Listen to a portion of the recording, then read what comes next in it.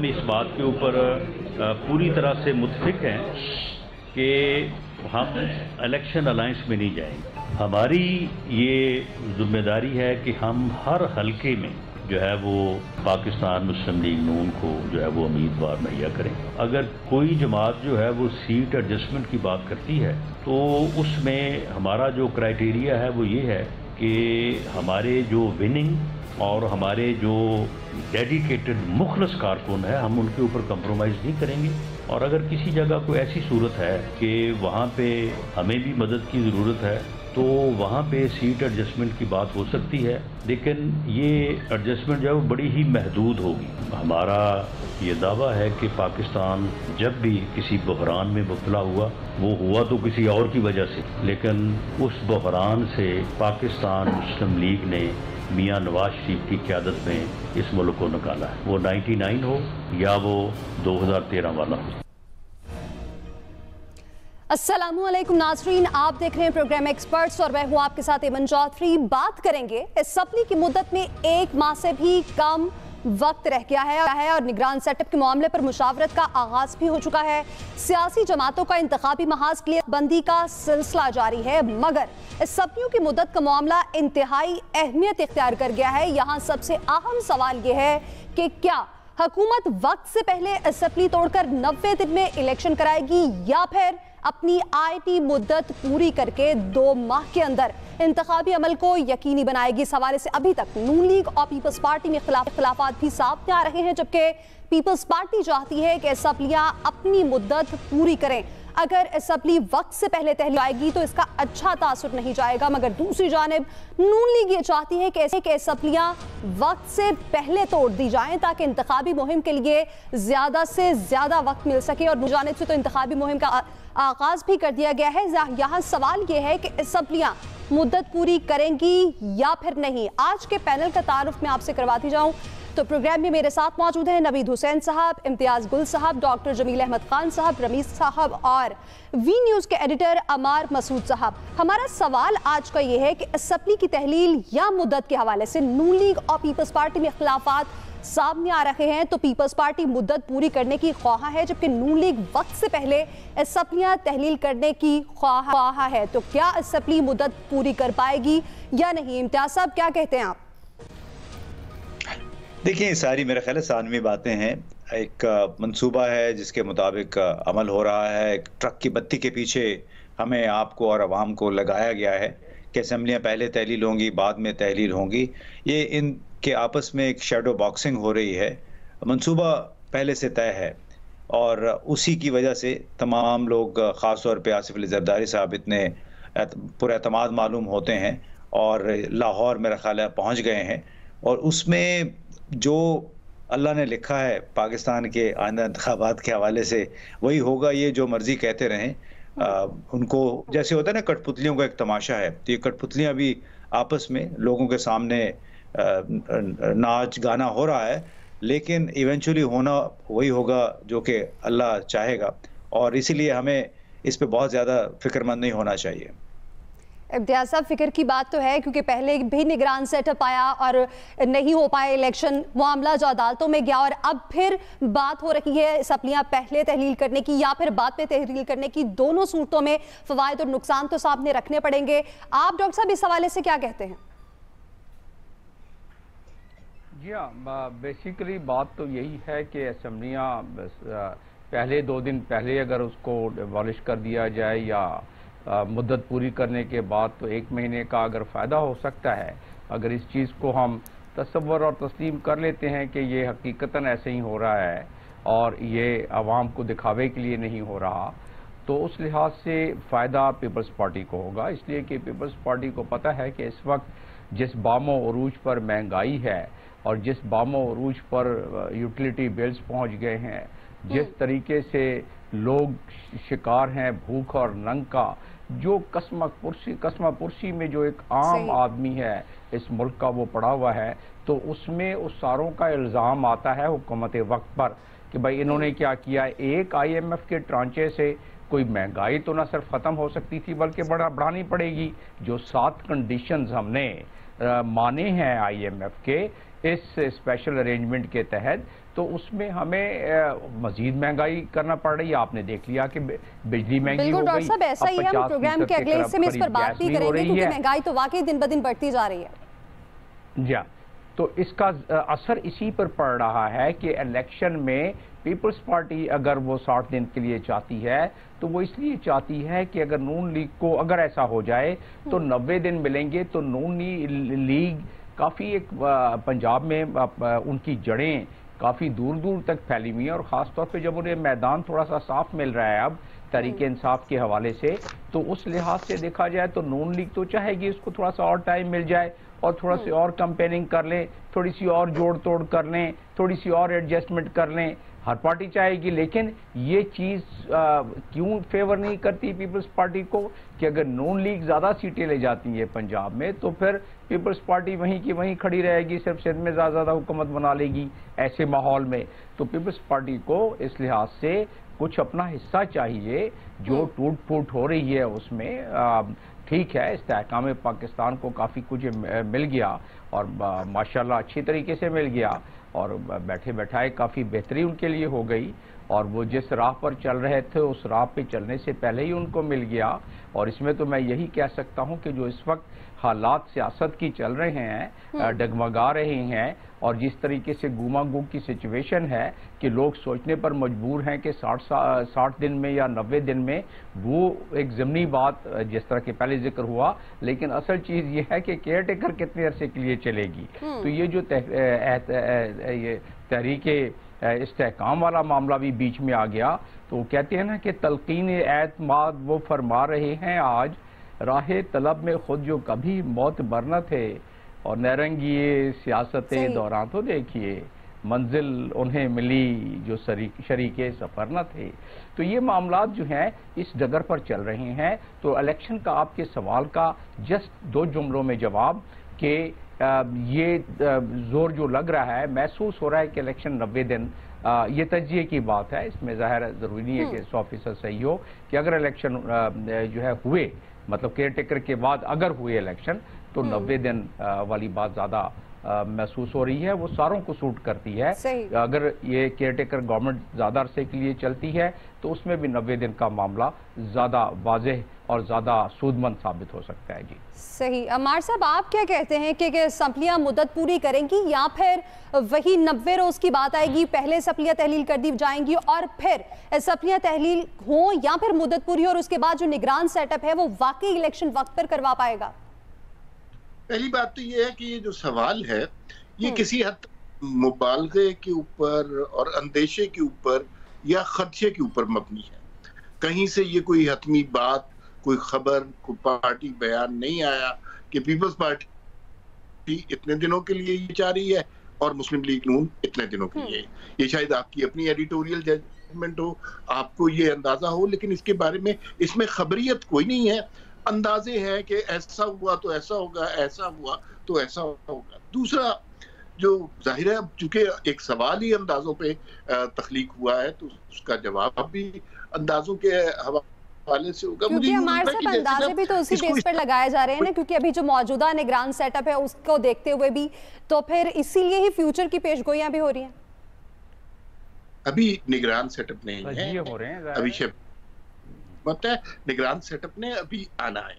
दूसरी बात ये है कि मामला जो हैं, मुझे यूं लग रहा है कि जैसे एक महीने पहले इलेक्शन हो गए या एक महीने बाद हो गए, तो जिस तरह इस प्रोग्राम में डिस्कस किया गया कि कोई बहुत बड़ी साजिश हो रही है, कोई जमहूरियत कुछ किस्म की चीज हो रही है, आवाम के खिलाफ कोई महाज बुलंद किया जा रहा है, भाई ये उनका इख्तियार है। वो ये 2 महीने कराएं या 3 महीने में कराएं, 1 महीने से कोई ज्यादा फर्क नहीं पड़ जाएगा, ना सियासी बयानिए में, ना मुल्क की माशी सूरत हाल में कोई ऐसी चीज नहीं आएगी। सवाल ये जरूर हो सकता था कि क्या इंतखाबी PDM इंतखाबी इत्तेहाद बनेगा। उसके शुरू में आपने राना सनाउल्लाह की प्रेस कॉन्फ्रेंस चला दी जिसमें उन्होंने कहा कि ये इंतखाबी इत्तेहाद नहीं है जिसका उन्हें राइट है। तो मेरे ख्याल में इसमें बहुत ज्यादा सवाल नहीं है इसमें। सही। नबी साहब, आप क्या समझते हैं कि अलाउ करें इस बात को जी बिल्कुल। देखिए, पीपल्स पार्टी के लीडर सैयद नवीद कवर ने कहा कि जनाब हमारी तजवीज़ होगी कि 8 को असेंबलियाँ डिसॉल्व कर दी जाएं। फिर नैयर हुसैन बुखारी साहब की आज एक प्रेस रिलीज पीपल्स पार्टी ने ऑफिशियल अपने ग्रुप्स में शेयर की है, जिसमें उनका रिकमेंडेशन ये है, general secretary Pakistan Peoples Party का, कि असेंबलियों को मुद्दत पूरी करनी चाहिए। तो बाकी पोलिटिकल पार्टीज क्या कहती हैं क्या नहीं कहती हैं, तो सिर्फ एक पॉलिटिकल पार्टी जो कि अलायंस के अंदर है उसके अंदर से ये तजाद और ये कॉन्फ्लिक्ट सामने आ रहा है। तो बहरहाल ये सवाल मफरूज़े पे नहीं है। पाकिस्तान मुस्लिम लीग नवाज से जब आप बात करें तो वो भी इस हवाले से बहुत क्लैरिटी से जवाब नहीं देते हैं। उनके अंदर भी ये ऑन द फेंस की पॉलिसी है कि देखते हैं, अपनी मुद्दत पूरी करनी चाहिए, लेकिन अगर पहले भी डिसॉल्व कर दी जाए तो उसमें मुज़ायका नहीं है। देखिए, बात यह है कि ये बात अपनी जगह हकीकत है कि ये असेंबली 2 दिन पहले डिसॉल्व हो या टाइम पूरा करे, अवाम का इसकी सेहत पर कोई असर नहीं पड़ता। अगर आप बात हिस्टोरिकली करेंगे तो वाकई एक ये बात ज़रूर आएगी कि इस असेंबली ने अपना टाइम पूरा नहीं किया और इस पर फिर सवाल जवाब उठेंगे। लेकिन अगर असेंबली अपना टाइम पूरा करती है तो जिस तरह से पिछली 2 असेंबलीज ने टाइम पूरा किया, ये एक डेमोक्रेटिक प्रोसेस की कंटिन्यूएशन है। अगर अदरवाइज रेजोल्यूशन भी होती है तो वो भी बहरहाल एक डेमोक्रेटिक प्रोसेस होगा। लेकिन इसी डेमोक्रेटिक प्रोसेस को जो पंजाब में और केपीके में किया गया तो उसमें बहुत क्रिटिसिज्म हुआ। दूसरा सवाल जो आईपीपी के हवाले से बात हुआ कि आईपीपी ने बहुत गेन किया है, हाँ ये बात इस हद तक ठीक है कि चूंकि उनके मद्दे मुकाबले इस वक्त कोई नहीं है, नून लीग एक अपनी जगह पर खड़ी है और आईपीपी का जो बुनियादी वोट है वो उस वोट की जो डेफिनेशन है वो मुझे एक लीडर ने ये दी कि जिस तरह भी पिछले दोनों ये बात चल रही थी कि जनाब 2 एक एडवाइजर टू प्राइम मिनिस्टर और एक स्पेशल एसएपीएम टू प्राइम मिनिस्टर इन्होंने रिजाइन कर दिया है। तो उसके जवाब में मैंने एक आईपीपी के लीडर से पूछा, सीनियर लीडर से पूछा कि ये वाकईतन रेजिग्नेशन हो गए, तो उनका जवाब था, ये पंजाबी का जवाब है कि जनाब रेजिग्नेशन की लोड नहीं की, वैसे भी सानू वोट अपने इलेक्टेबल होने से पैना है, हमें अपनी पार्टी पे वोट नहीं पड़ना। तो बात यह है कि आईपीपी ने इस वक्त एज अ पॉलिटिकल पार्टी कुछ गेन नहीं किया। हाँ, चूंकि वो इलेक्टेबल्स का एक धड़ा है, एज इलेक्टेबल्स का धड़ा वो बहुत ज्यादा इसलिए एडवांटेज ले जाएंगे कि अगर उनके मध्य मुकाबले कंपटीशन को जरा टोन डाउन किया जाए, अगर तो नून लीग भी उनके मुकाबले में एक इलेक्टेबल लाती है और उसके दरमियान में पीटीआई उस ओकेजन से गायब हो जाएगी तो नेचुरली उसकी जो एक बेनिफिशियरी है वो आईपीपी होगी। लेकिन अगर ये मुकाबला उनके दरमियान भी डेडलॉक में जाता है, मतलब पीएमएलएन भी अपने बेहतरीन खिलाड़ी लेकर आ जाती है, तो शायद ये आईपीपी के लिए भी इतनी ग्लोरियस सिचुएशन नहीं होगी, क्योंकि पीएमएलएन बहरहाल इस पंजाब के अंदर दहाइयों से हुकूमत करती आई है, उनको पॉलिटिक्स भी आती है, उनको इलेक्शंस भी आते हैं और उनके बहरहाल शहबाज शरीफ की चीफ मिनिस्टर के दौर के ऐसे बहुत सारे कारनामे हैं जो अभी भी प्रेजेंट करते हैं। जहां तक बात यह है कि पंजाब में मेरा ख्याल इस वक्त बुनियादी बेनिफिशियरी पीएमएलएन होगी, क्योंकि जिस तरह मैंने पहले कहा कि पंजाब में पीएमएलएन के पास as a lot to sell. जहां तक बात उनके अपने वोट बैंक की है तो मेरा ख्याल अपने वोट बैंक के अंदर वो जो एंटी पीटीआई रेटरिक है वो काफी हद तक वो सरायत कर चुका है, परमिट कर चुका है। क्योंकि अगर आप पीएमएलएन के लोगों से बात करेंगे तो जिस तरह पहले पाकिस्तान तहरीक इंसाफ के लोग जो है पाकिस्तान मुस्लिम लीग नवाज की बातें बताया करते थे, उनकी करप्शन की बातें बताया करते थे, इसी तरह की करप्शन की कहानी अब आपको नून लीग के वोटरों सपोर्टर से मिलती है। तो ये बात अपनी जगह हकीकत है कि इस वक्त सवाल जरूर है, लेकिन इस सवाल से आवाम की सेहत पे कोई असर नहीं पड़ता। सही, बिल्कुल ऐसा ही है। नवीद साहब, बातें हो रही थी नवाज शरीफ की वापसी की, तो आपको क्या लगता है कि नून लीग जो अगर ये चाह रही है कि 3 माह से ज्यादा का वक्त मिल जाए, उन्हें 90 रोज का वक्त मिल जाए, तो क्या ये इसी तनासुर में है कि नवाज शरीफ वापस आ सके और उनका वोट बैंक मजीद बेहतर हो सके और फिर वोट को इज्जत दो का जो बयानिया था उसको मजबूत किया जा सके? देखिए, मेरे ख्याल में एमन वोट को इज्जत दो का जो नून लीग का बयानिया था वो तो नफल हो चुका, वो तो खत्म हो चुका। जो जिस तरह से ये गवर्नमेंट मर्ज़ वजूद में आई उससे तो वो सारी बातें, वो सारा नैरेटिव मेरे ख्याल में उसके बाद जो है जो नून लीग है उसने खुद ही इस बयानिए को जो है वो तर्क कर दिया। अच्छा, बात चल रही थी, आपने जो अभी एक साहब ने इसी प्रोग्राम में कहा कि ये मफरूजे पे बेस्ड है आपका सवाल। बिल्कुल मफरूजे पे बेस्ड है, ये बिल्कुल स्पेकुलेटिव है आपका सवाल। लेकिन यहाँ पे मैं ये कहना चाहूंगा कि क्यों मफरूजे आ रहे हैं, क्यों जो है इस तरह की स्पेकुलेशन हो रही है, क्यों इस तरह की रूमर मॉन्गरिंग हो रही है। तो आप देखें, पब्लिकली जितने भी हुकूमती ओहदेदारान हैं बशमूल वजीर आजम शहबाज शरीफ के, उन्होंने ये कहा है कि अगस्त में ये हुकूमत अपनी मुद्दत पूरी करेगी और केयर टेकर सेटअप जो है वो आएगा और वो इलेक्शन करवाएगा। अब इस हुकूमत को, इस 15वीं असम्बली को, नेशनल असम्बली को, 15वीं कौमी असम्बली को अपनी मुद्दत, उसकी 4 हफ्ते की मुद्दत मेरे ख्याल में रह गई है, लेकिन इन 4 हफ्ते रह गए हैं, लेकिन इसके बावजूद जो आईनी तकाजा है केयर टेकर सेटअप के लिए कि हिज़्ब इख्तिलाफ, कायदे हिज़्ब इख्तिलाफ और जो ईवान के हेड हैं वो बैठ के, हिज़्ब इख्तिदार के जो हेड हैं वो बैठ के मुशावरत करें केयर टेकर सेटअप के ऊपर, वो मुशावरत अभी तक हमें नजर नहीं आ रही। ये एक आईनी तकाजा है कि मुशावरत होगी एक केयर टेकर सेटअप के लिए, ऑल्दो कि हम ये बात अपनी जगह डिबेटेबल है कि जो इस वक्त ऑपोजिशन है या जो हिज़्ब इख्तिलाफ है कौमी असम्बली में, वो बराए नाम है, वो लोग हैं जो पीटीआई के जो पीटीआई के बागी हैं, जिन्होंने जो है वो बैठ के बराए नाम एक हिज़्ब इख्तिलाफ बनाया हुआ है। दूसरी तरफ ये बात, तो इस तरह की जब अनसर्टेनिटी होगी, एम्बिग्विटी होगी, तो फिर मफरूज़े जन्म लेंगे, फिर जो है वो चमगुइयाँ होंगी, फिर स्पेकुलेशन जो है मीडिया स्पेकुलेट करेगा। दूसरी तरफ हमें ये भी सुनने को आ रहा है कि दुबई में जो है वो 2 सियासी खानदानों के बड़ों ने बैठ के केयर टेकर सेटअप के ऊपर जो है वो फैसला कर लिया है।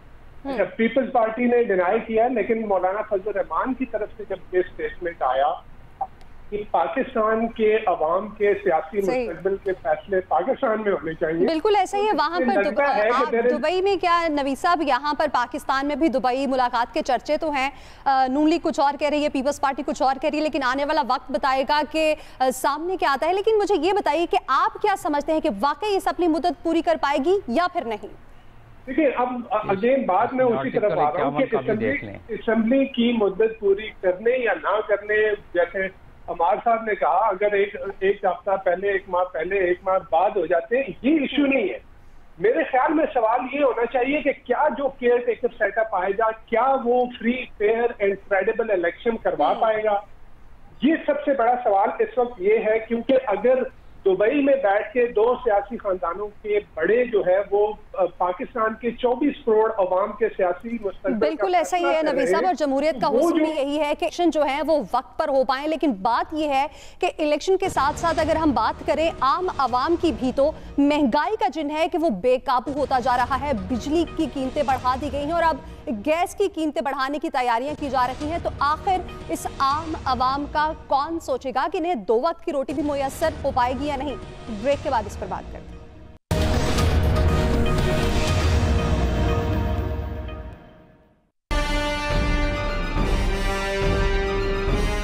हम लोग जो 500 रुपये दिन में कमाते हैं, 600 रुपये का तो घी आ जाता है। आटा चीनी महंगी होने की वजह से हम परेशान हैं, नहीं पूरी कर सकते। बिजली इतनी महंगी, बिल इतने ज्यादा आ जाते हैं। गरीब आदमी का तो जीना दुभर हो चुका है इस टाइम। 5 रुपये यूनिट भी जाता है, सुबह में खबर सुन रहा था। आटा भी महंगा है, चीनी भी महंगी है, हर चीज महंगी है। महंगाई बहुत हो गई है। बंदा जब घर से निकलता है, बजट कोई और होता है, इधर आगे जब रेट पूछते हैं, रेट आसमान को छू रहे होते हैं। गरीब आवाम खाएगा क्या? तो ये जो रोडों पे भीख मांग रहे हैं, हम लोग सारे रोड पे आ जाएंगे, बस भीख मांगेंगे। तो इनको महंगाई कम से कम करनी चाहिए, क्योंकि गरीब आवाम खुश होगी तो अल्लाह भी खुश होगा। गरीब आदमी में मायूसी दिन ब दिन बढ़ रही है, उसको समझ नहीं आ रही क्या होगा। Welcome back. तो जनाब बात करें कि महंगाई का जिन काबू से बाहर हो चुका है। हुकूमत महंगाई के सामने बेबस दिखाई दे रही है। चीनी और आटे की कीमतें मुल्क की तारीख की बुलंद तरीन सतह पर पहुंच गई हैं। हर गुजरते दिन के साथ खाने पीने की चीजें आवाम की कुव्वत खरीद से भी बाहर हो रही हैं और हुकूमत ने गुज़श्ता रोज बिजली भी तकरीबन 5 रुपए फी यूनिट महंगी कर दी है और अब बिजली की औसतन फी यूनिट कीमत 50 रुपए से भी ज्यादा हो गई है। बिजली के बाद गैस की कीमतों में भी इजाफे की तैयारियां शुरू कर दी गई हैं और IMF की शर्त के मुताबिक गैस की कीमतों में 50% इजाफे का इम्कान है, जो कि एक बहुत बड़ा इजाफा है। और पेट्रोलियम मसनात महंगी करने का भी खदशा है, क्योंकि इस वक्त हुकूमत के पास पेट्रोलियम लेवी कीमत में 10 रुपए फी लीटर बढ़ाने की गुंजाइश भी मौजूद है। अवाम मजीद महंगाई के लिए अब तैयार रहें। हमारा सवाल यह है कि बिजली के बाद गैस भी 50% महंगी करने की तैयारियां हैं, तो क्या अवाम को 2 वक्त की रोटी भी खाने को मिलेगी या फिर फाका कशी करनी पड़ेगी? डॉक्टर साहब, आप क्या कहते हैं, इतनी सारी महंगाई के बाद क्या कोई आम आदमी 2 वक्त की रोटी कमा पाएगा अपने बच्चों के लिए? नहीं, पहले ही अगर हम अपना हंगर इंडेक्स देखें तो हम 121 ममालिक में से सिर्फ हमारे चंद ममालिक, हम 20 ममालिक पीछे हैं सिर्फ। 99 पर हम आ जाते हैं तकरीबन 22 ममालिक।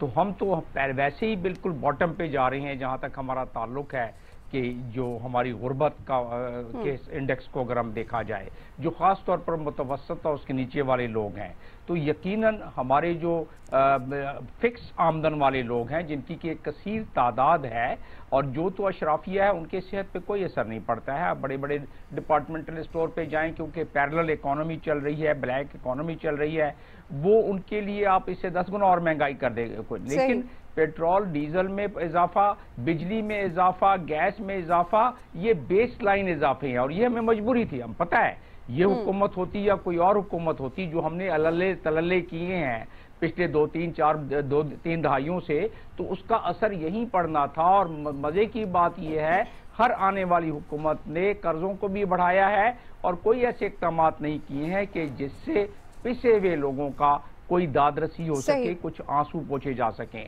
आप किसी चीज का नाम, नमक, माचिस, आटा, दाल, चीनी, ये तो आटे की बात तो आज भी कराची में लोग इसी की दुआइयां दे रहे हैं और लाहौर में यही दुआइयां दे रहे हैं कि आटा जिस तरीके से तो हर चीज में बढ़ा है। वो मैं इसलिए कह रहा हूं नमक, माचिस, हर चीज कि जब आप ये बढ़ाते हैं बेस लाइन प्राइस बिजली की या पेट्रोल की या गैस की, तो आपको हर चीज में दुकानदार आगे बढ़ा देता है और फिर इनडायरेक्ट टैक्सेस भी आपके बढ़ जाते हैं उसी लिहाज से। तो ये आप अंदाजा करें कि इस वक्त फूड इन्फ्लेशन 49%, तो जो फूड में इन्फ्लेशन है, जो ओवरऑल इन्फ्लेशन 30-39%, तो ओवरऑल इन्फ्लेशन अभी चल रही है। जो एक हमारे पास एक इकोनॉमिस्ट है स्टीव वेंस्की, वो कहता है कि 65% तक चल गई है। तो आप वाली बात कि अवाम जो है वो अगर पिसते नहीं जाएंगे तो और क्या होगा, वो इलेक्शन के तरफ किधर सोचेंगे, वो किसी और। पहले ही हमारे पास पानी पीने को नहीं है।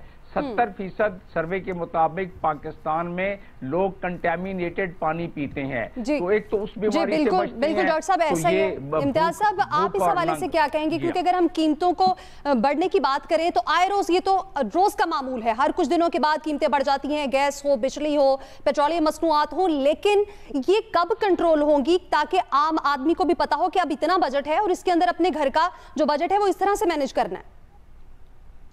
देखिए, ये कभी कंट्रोल नहीं होगा जब तक हम IMF के प्रोग्राम पे अमल दरामद जारी रखेंगे।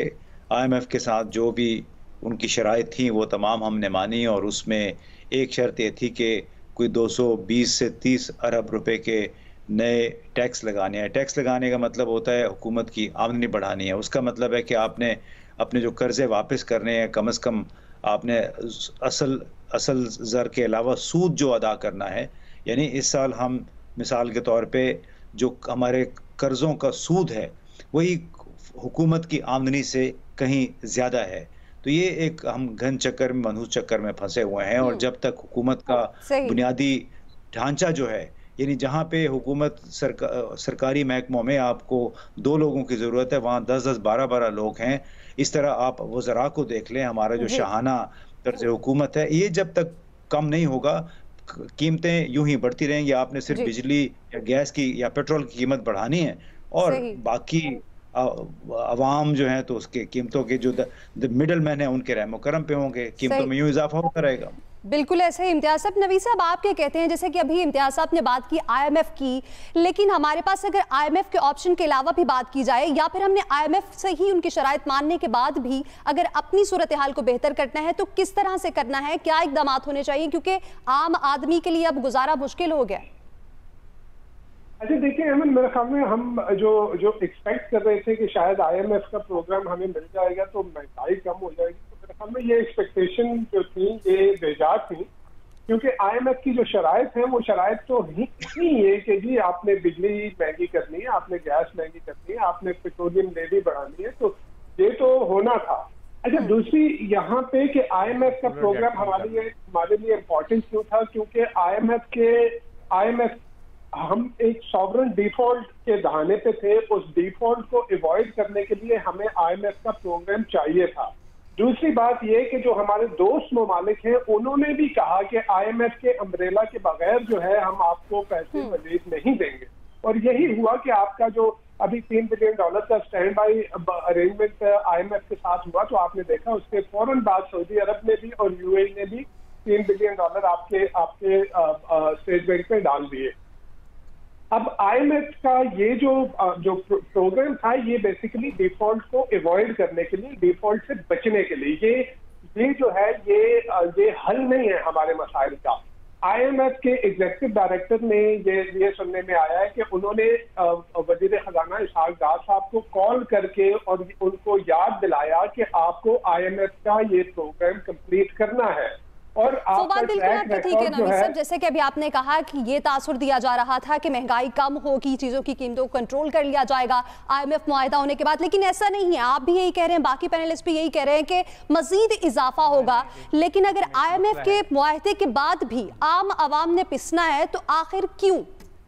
देखिए ना, अब एमन मेरी बात कंप्लीट हो जाने दें। मैं ये कह रहा था कि बेसिकली आपको एक ब्रीदर मिला कि आप सांस लेने में, कि आपका जो डिफॉल्ट के दहाने पे थे, आप डिफॉल्ट से बच गए।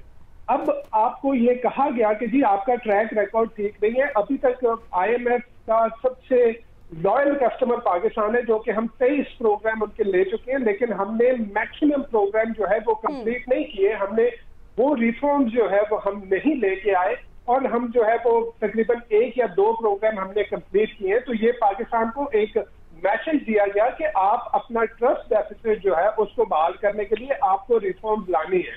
तो IMF अगर हम ये नहीं करते, रिफॉर्म्स लानी है, आपने टैक्स रेवेन्यू को इंक्रीज करना है, आपने अपनी एक्सपोर्ट बढ़ानी है, आपने अपनी इंपोर्ट्स कम करनी है। जी बिल्कुल ऐसा ही हर एक गवर्नमेंट जो है वो रिफॉर्म्स को अवॉइड करती रही है, और जब तक हम रिफॉर्म नहीं लेके आएंगे, तो जैसे इम्तियाज गुल साहब ने कहा, IMF कि आज तक जो भी कोई भी मुल्क IMF का programme accept for South Korea IMF का प्रोग्राम लेके वो अपनी मैशत को बहाल नहीं कर सका। तो हम जब तक रिफॉर्म नहीं लेके आएंगे तो कुछ अर्से बाद हम दोबारा IMF के जो दरवाजा, बिल्कुल ऐसे ही रिफॉर्म्स लाने की तो नवीद साहब वाकई जरूरत है, क्योंकि कब तक हम इस तरह से IMF के पास जाते रहेंगे और प्रोग्राम इस तरह उनके लेते रहेंगे, क्योंकि अपने पांव पर खड़े होने की बात है। अमार साहब, वज़ीर आज़म भी हमारे पहले ये कहते रहे कि जब IMF का मुआहदा हो जाएगा तो महंगाई में कमी आएगी, और अब मुआहदा होने के बाद भी वो ये कह रहे हैं कि अवाम शुक्र अदा करें। तो किस बात का शुक्र अदा करें कि हर रोज कीमतें बढ़ रही हैं और आने वाले दिनों में मजीद बढ़ेंगी?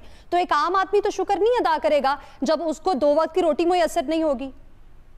इस सवाल के 2 पहलू। पहला पहलू ये है कि अशियाए ज़रूरिया की कीमतों में बहुत ज़्यादा इजाफा हो गया है।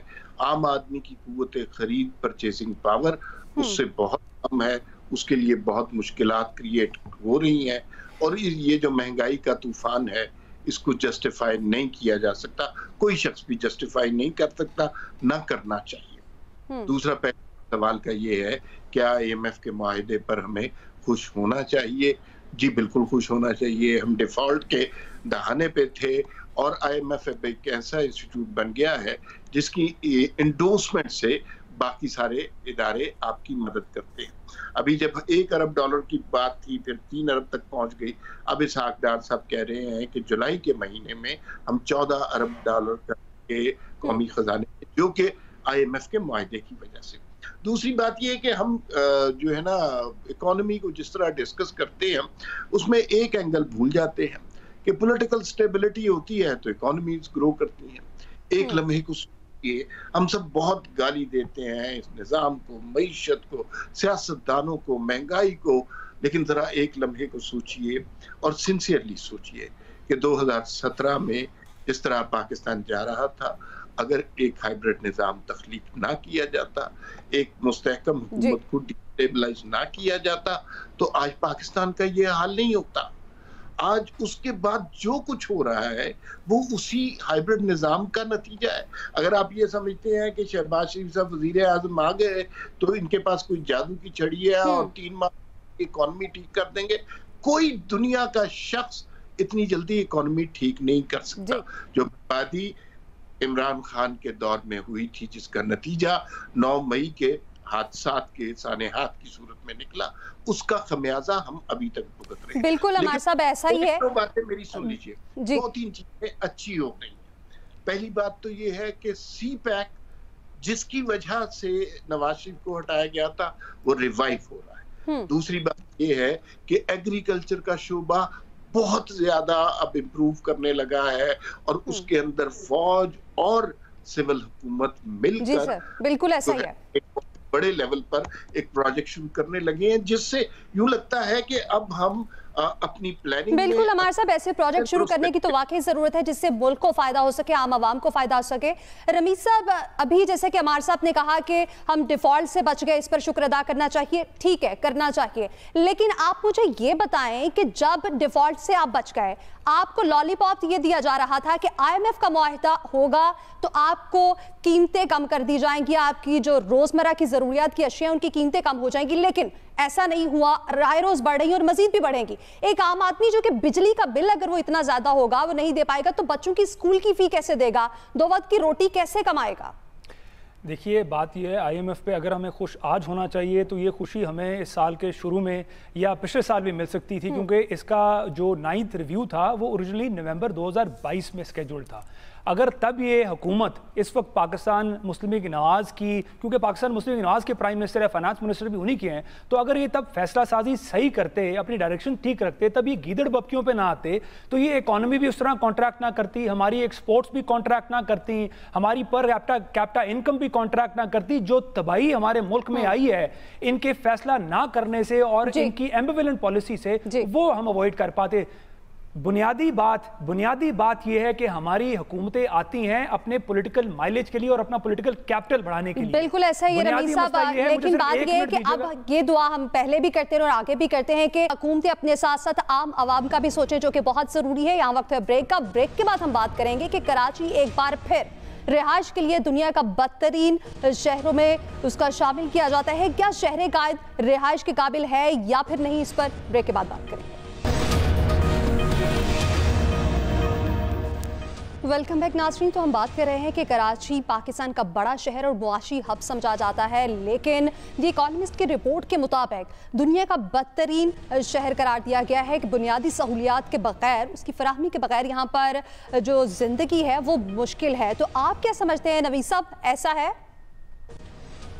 देखिए मेरे ख्याल में जो नक्शा उन्होंने खींचा है बिल्कुल ठीक खींचा है। अगर आप कराची में सीवरेज के निज़ाम को देख लें, आप यहाँ पे रोड इंफ्रास्ट्रक्चर को देख लें, आप यहाँ पे सॉलिड वेस्ट मैनेजमेंट को देख लें, आप सबसे बढ़कर यहाँ पे लॉ एंड ऑर्डर को देख लें, तो मेरे ख्याल में जो पीपल्स पार्टी की सूबाई हुकूमत है वो अगर इसको ये मिनहसल कौम, हमारी कौम की ये मेंटालिटी बन चुकी है कि हर चीज को जो है वो गैर मुल्की साजिश करार दे देना, तो मेरे ख्याल में अगर पीपल्स पार्टी की हुकूमत इसको साजिश कहने की बजाय वो अपना सेल्फ एनालिसिस करे, अपना बिल्कुल ऐसा ही है, बिल्कुल आप ठीक फरमा रहे हैं। डॉक्टर साहब आप क्या कहेंगे?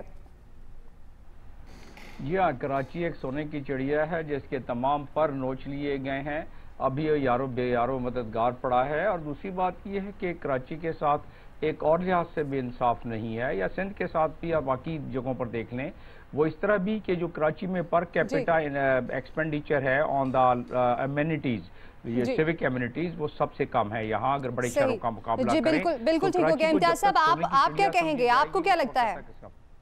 जी मैं ये कहूँगा कि अभी जो ब्रेकिंग न्यूज़ चल रही थी आसिफ जरदारी साहब की शहबाज शरीफ के साथ मुलाकात, तो बस पाकिस्तान अब सिर्फ इसी काम के लिए रह गया है, क्योंकि जो इकोनॉमिस्ट की रिपोर्ट है वो बुनियादी तौर पे पीपल्स पार्टी और MQM की कई दहाइयों पे मुश्तमिल गवर्नेंस को एक खराज तहसीन है। सही। अमार साहब आप क्या समझते हैं कि क्या वहाँ वाकई बुनियादी जरूरियात ना होने की वजह से जिंदगी मुश्किल है? एक जमाना था कि जब लाहौर तरसी हुई निगाहों से कराची को देखता था, फिर एक वक्त आया कराची हुई निगाहों से लाहौर को देखता था, फिर लाहौर को उस्मान बुज़दार की नजर लगी, अब दोनों एक दूसरे को तरसी हुई निगाहों से देखते। सही, बिल्कुल ठीक हो गया। रमीज साहब आप क्या कहना चाहेंगे? देखिए बड़ी इसके ऊपर बड़ा क्विकली रैपिंग अप करते हुए अगर आप सिर्फ उसको मुकाबले पे देखें कि जिस तरह से आप पंजाब के अंदर हुकूमतें चलती हैं या पंजाब के अंदर सिटीज़ हैं जिसके अंदर लाहौर है, पिंडी है, इस्लामाबाद तो हमारा कैपिटल है, मुल्तान है, इन तीनों शहरों का अगर आप मुकाबला करें कराची से तो एक तकाबली मुकाबले इसका कंपैरिजन में आपको अंदाजा हो जाएगा कि हमारा जो कराची शहर है वो डिप्राइव्ड है, उसको पॉलिटिसाइज किया गया है और उसके ऊपर उस तरह से तवज्जो बिल्कुल ऐसे ही कराची हमारा मुआशी हब है, उसे रोशनियों का शहर भी कहा जाता है। तमाम पैनलिस्ट की राय आपने जानी, अपना फीडबैक जरूर दीजिएगा। ख्याल रखिएगा। अल्लाह हाफ़िज़।